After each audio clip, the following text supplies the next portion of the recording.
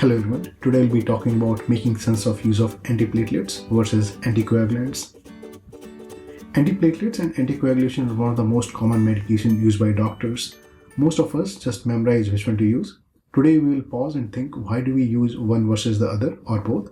Understanding this makes interpreting of clotting situation far more intuitive. Say for example, have you wondered why don't we use anticoagulation for stroke or cardiovascular prophylaxis? It's always some antiplatelet agent.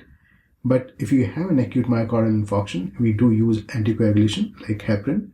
But again, for acute stroke, which has got similar etiology, we do not use heparin.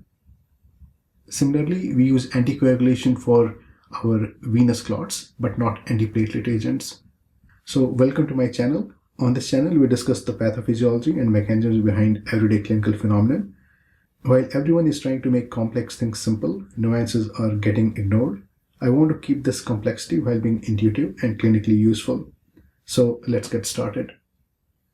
We'll talk first about the fundamental difference in clot formation between high and low shear areas, and then look at the differences in treatment for both arterial and venous clots. To form a clot in a high flow area, platelet needs a strong leash, and there are two leashes on the platelet. One of them is your glycoprotein 1b and other is glycoprotein 2b. The first one interacts with your von Willebrand factor A1 domain and is designed to work under high shear. So this is what you need to form an arterial clot. Glycoprotein 2b on the other hand breaks under high shear, so it's useful in clot formation in areas with low shear. Now you have to expose your A1 domain on von Willebrand factor to provide this strong leash, and fortunately this A1 domain is exposed only in high shear only. This interaction is not useful for venous bleeding. So arterial clots are made up of platelets and von Willebrand factor. The fibrin-platelet binding in arterial areas is not very useful. Once von Willebrand factor interacts with your glycoprotein 1b, it activates the platelets and activates further platelets and forms a platelet clot. And this is how your body initiates clot in your arteries. However, once the flow slows down due to obstruction from the clot, the coagulation cascade can trigger due to stasis. Second, in arterial clots, they develop in high flow areas, so coagulation factors are washed out, so the amount of fibrin deposition is low in arterial clots. And this gives rise to a difference between the red and white clot. The fibrin is needed to trap the RBCs and make the clot appear red. Now arterial thrombi are rich in platelets and have less thrombin, so less RBCs are trapped, therefore they are white in color. Now if you do see a red clot in an artery, understand that the flow must be low to stimulate the coagulation cascade so as to have increased fibrin that traps the RBCs. Let's look at the difference between arterial and venous clot in more detail. The trigger is also different in both cases. In arterial side, the trigger is usually atherosclerotic plaque rupture or shear stress-induced endothelial dysfunction, while on the venous side, it's mostly stasis and hypercoagulability. The dominant driver in the arterial side is your platelet and von Willebrand factor, and on the venous side, it's your coagulation cascade. However, understand that even in the arterial side, the plaque rupture is going to expose collagen and tissue factor, which are high stimulus for coagulation cascade, and there might be areas of low shear behind the clot, and that can certainly propagate coagulation cascade in these areas.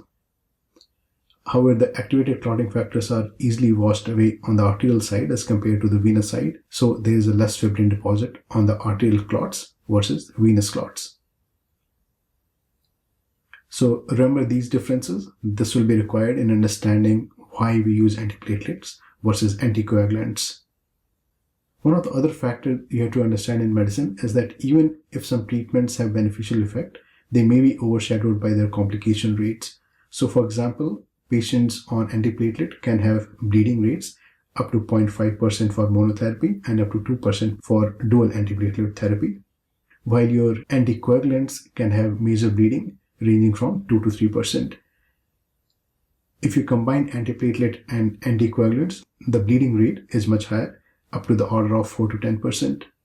So we look at these complication rate also when we decide if we have to use one medication versus the other or a combination.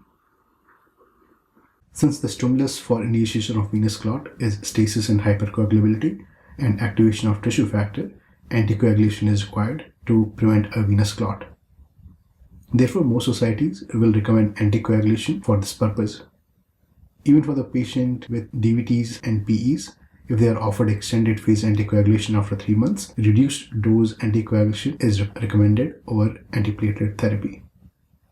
The only exception in this regard is orthopedics, hip and knee surgeries, where aspirin has been found to be non-inferior to anticoagulation, like low molecular weight heparin.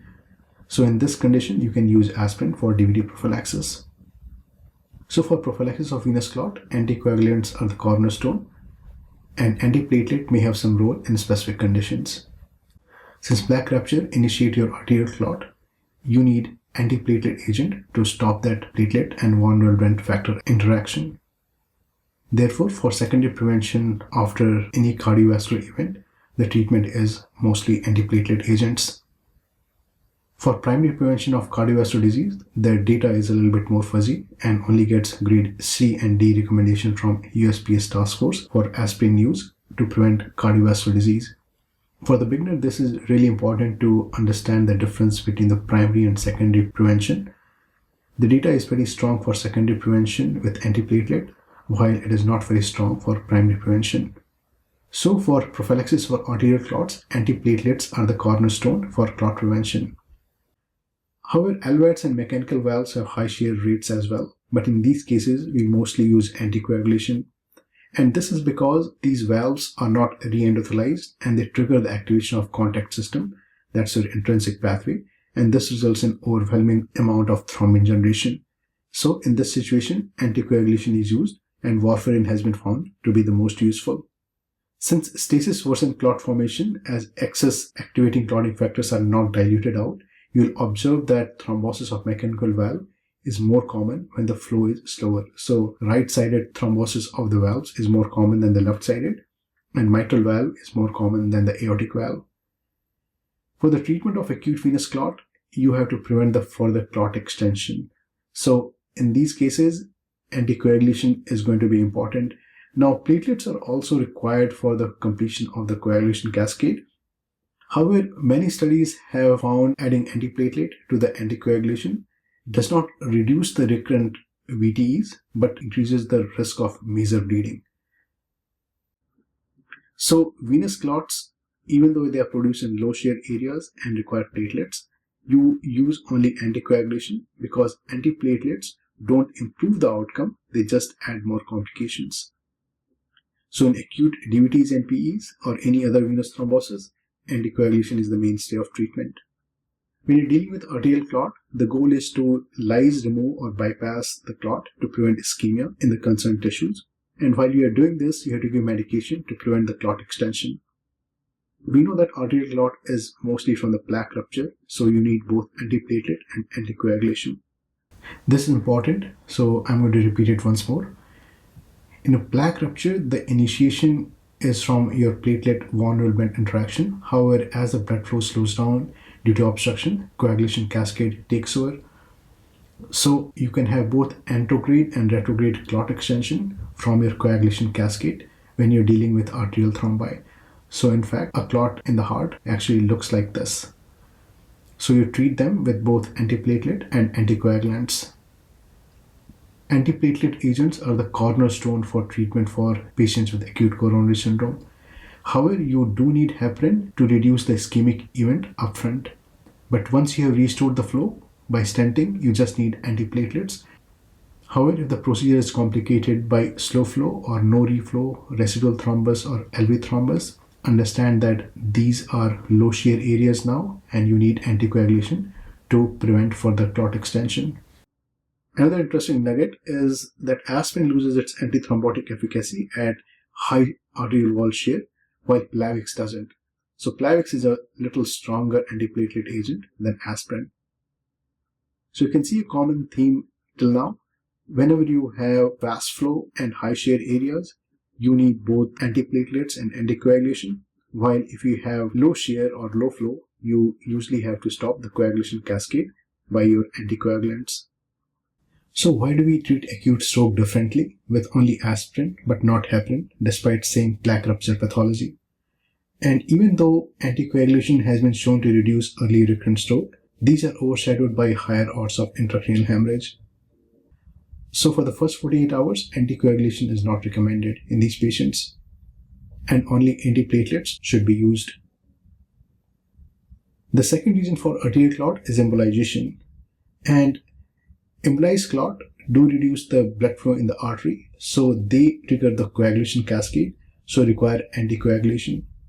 However, you have to think about where the clot originated and think about treating with antiplatelet agent if it is a plaque rupture physiology. So in acute thromboembolic stroke, anticoagulation is preferred over antiplatelet. However, as we saw that there is increased risk of bleeding, you have to weigh risk and benefit before starting anticoagulation. Most of the thromboembolism usually arises from a low flow area like left atrial appendage in atrial fibrillation or paradoxical emboli. So in these patients, you use anticoagulation rather than antiplatelet. So now you know under what circumstances you'll prefer antiplatelets or anticoagulants or both. So let's do some examples. Let's see how to treat a LV thrombus. LV thrombus originates because of stasis in the ventricle, and this happens because of ventricular aneurysm or low ejection fraction. And since this is a low shear area, you will treat it with anticoagulants. Let's look at a patient with peripheral artery disease developing tibial artery clot. The initiation is mostly from plaque rupture, though rarely from embolus from upstream. This would be a low shear areas because of the obstruction. So after clot extraction, stent or lysis, you would give them both antiplatelet and anticoagulation. And once the flow is achieved, you give them antiplatelet prophylaxis and also anticoagulation prophylaxis if the patient still has got flow issues. Before we end, I'm going to give you this disclaimer. Exceptions do exist in medicine, and there are a lot of nuances in the area of antiplatelets and anticoagulation, and this area is still evolving. So you must balance the risk and benefit of anticoagulation and antiplatelet for your patient.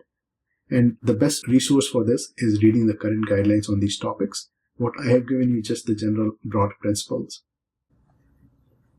So to summarize, when you're dealing with a clot issues, think about type of clot and where it originated. If it originated in a high shear areas, you would like to use antiplatelet agent, and if it arose in a low shear area, you would like to use anticoagulants. Sometimes there's a mixture of both high and low shear areas in the same clot, so you'd like to use both of them together. Hope this was helpful. Thank you.